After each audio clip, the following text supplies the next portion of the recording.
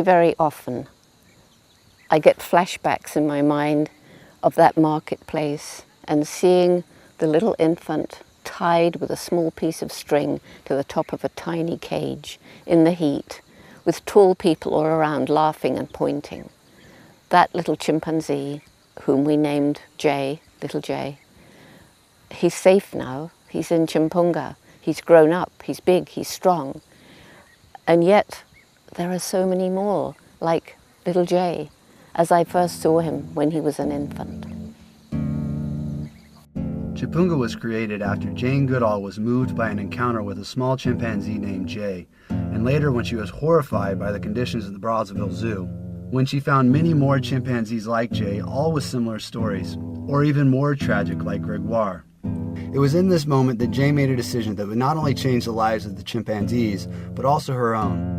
She decided to go from being a field researcher to being a champion for chimpanzees globally. Well, the basic project is going to consist of an electrified fence encircling this copse of trees down here, which will be the chimps' living area, plus an introduction cage, which will be a modular facility, enabling us to keep 20, 25 chimps of varying ages in cages that'll have connecting doors, which will give the keepers a great deal of flexibility in the way they manage the introduction.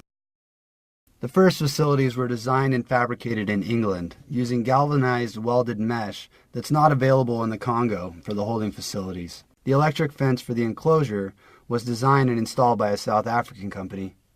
All this was made possible by the financial and logistical support of Conoco, an oil company in the region.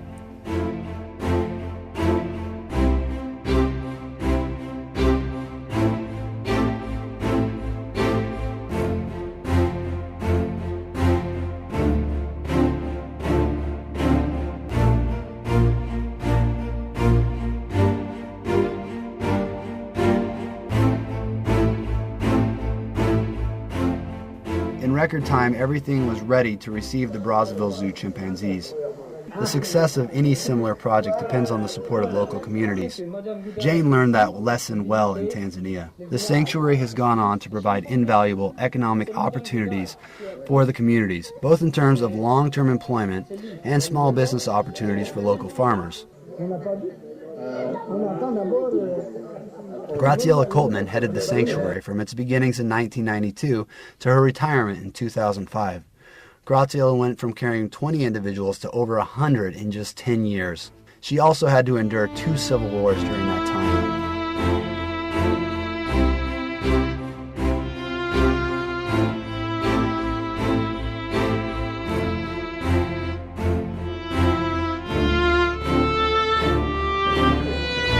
On December 2, 1992, the first group of chimpanzees was transferred from Brazzaville to Tchimpounga. The journey would have to be undertaken by road, plane, and road again before they would finally arrive to their new home.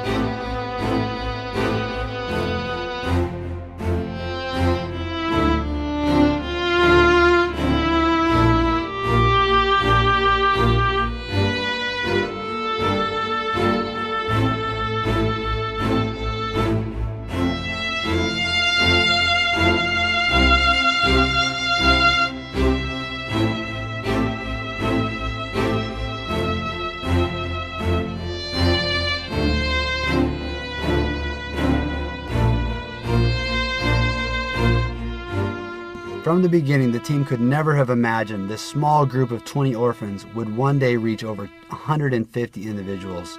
And these are the lucky ones who survived the slaughter and found their way to Tchimpounga.